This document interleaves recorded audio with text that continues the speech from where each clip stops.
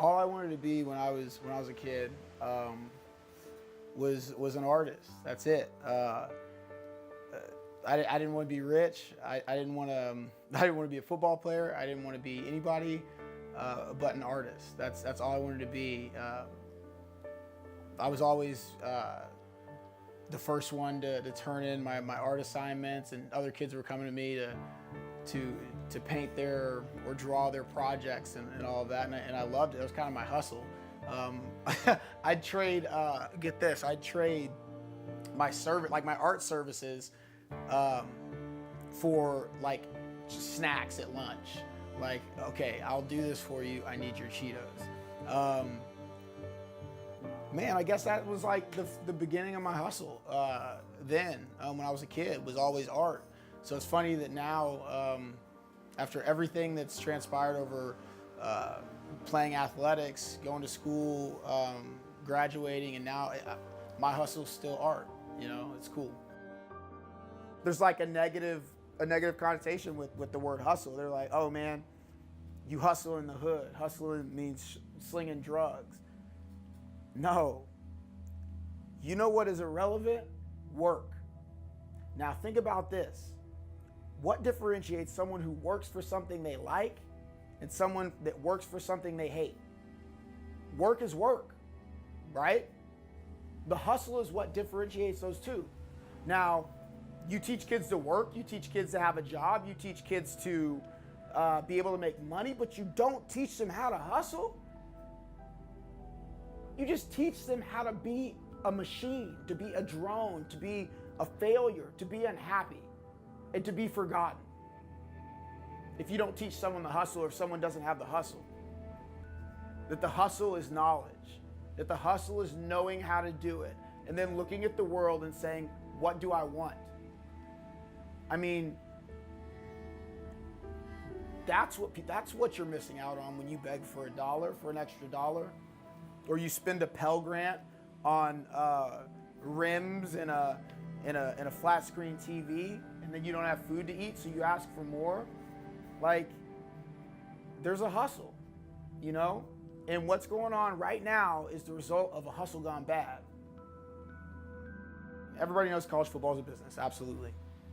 On my opinion as to what the bigger issue is and if they should be paid or not, I don't think money is the answer to this problem at all. I think there's a way to do it. I definitely think there's a way to do it, and I'll get to that. But first, I mean, before you try to fix it, like, what's the problem? Like, what's the issue? The issue is that the kids are having their futures stolen from them. They're getting their futures stolen from them. They're brought to a school to play a sport that it has a definite end. Even if you go to the NFL, even if you make it to the NFL like I did, it ends at some point. Like, the end of your sport is as certain as your death. It will end. You can't play your sport your entire life. Like, that's just how it goes. So the broken system says this. It says, come to school to play a sport. You're here and you are an athlete student. They try to flip it the other way and make it seem like that, but at the same time, and the NCAA's argument would be, well, we tell them they're students first, you know? But if they were students first, why would you put anybody or let anybody enroll in a podunk class that means nothing, that can't be used if it's student first? So obviously we know it's not that. It's not student first. So now from the athlete's perspective, because the athlete is at fault too. Both parties are at fault. So from the athlete's perspective, you have the athlete that says, well, you guys told me you were bringing me here just to play football. Obviously, even if it's not verbalized, is that not the agreement that we have going on? I'm in these easy classes just to play this sport. This is our agreement. This is our hustle. So they get in this agreement. It's unsaid. No one talks about the issue. It grows for years and years and years and years. This is our hustle. We're making money. Some of you guys go to the pros. Some of you guys end up having your future stolen by your podunk classes. But you never hear about those people. They just throw it up to statistics, chalk it up, and say, well, a lot of these guys are failures. They get out of school, can't get jobs. And that's not traced back to something. That's not traced back to a hustle, someone creating a hustle that went bad.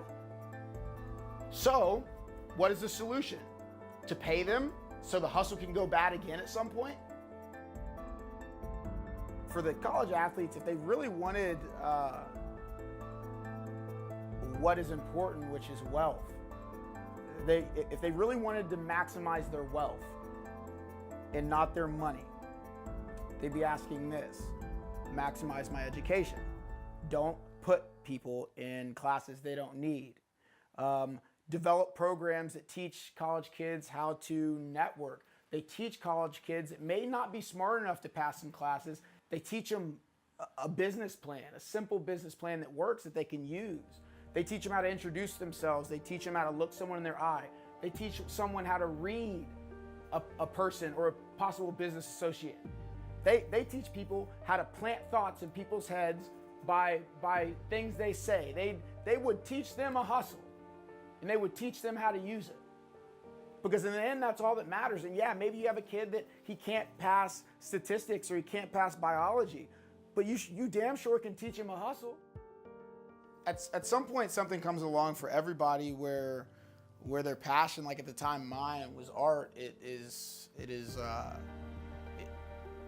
changes and it kind of goes away because something else comes, whether it's a job or another passion or hobby or something else comes along. For me, football was that other thing. I realize now, football was that thing that allowed me to compete and in a way at the time escape the circumstance that it was kind of like my childhood at the time, and it was my outlet. So I gravitated towards it and excelled in it for that reason. And it was awesome. It was awesome to go out and compete. It was awesome to start getting attention and get attention from colleges and get offers and things like that. That made my art it killed my art. It made it just go away. I stopped doing it altogether, and it took away the kid in me. I grew up when I started playing football. The thing about football players is this: like, you have to have a certain thing about you that craves success. It's a drive that the sport gives you the longer you play. And I really feel like a mental toughness that equips you to do anything you want if you have the other tools in place, the other things you have to have as well. So I get into college and I still have like this badass demeanor about me, like I'm the shit, like it's all about me, me. And then guess what happened? I get hurt. Like, I break my ankle. I was supposed to have 2 surgeries, one to put the screws in my left ankle and one to take them out, and then I was gonna rehab. I ended up developing osteomyelitis, a bone infection.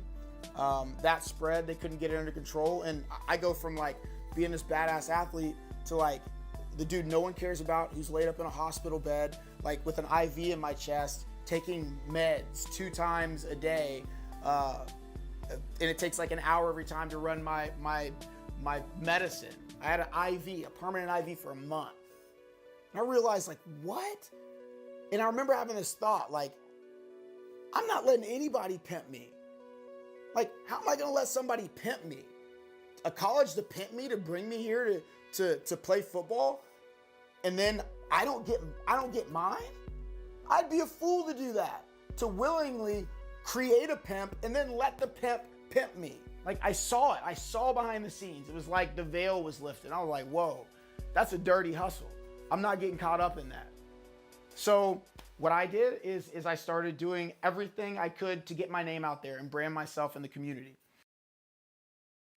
I made sure that there could not be a negative thing said about me because I was nice to every single person I ever met. I made sure no one could say I'm a greedy person because anybody that asked me for anything, I gave it to them. No one could say I was a selfish person because anybody that asked for my most important thing, my time, I gave it to them. I gave away my gloves and my cleats to little kids. I gave away signed anything that anybody asked for. I gave it all away. Now, 1, I feel like that's how you're supposed to live. 2, it is a business model. 2, you have a model of success to brand yourself as an athlete with your opportunities, to create opportunities by putting yourself out there. It is marketing yourself. by doing things right, by attaining knowledge and not money, by attaining just knowing people and not knowing how to work a thing. Like, that's the hustle. Hopefully something I said sticks with somebody, and it makes them think, and it makes them believe in themselves and believe in the fact that at some point they sat around and all they wanted to be was an artist, or all they wanted to be was a fireman. And at some point, something came and it snatched you up and it said, you can't do that and make money. I'm here with pain on my hands, with a bank account I'm proud of, with an alarm clock I never have to set and never have to hit,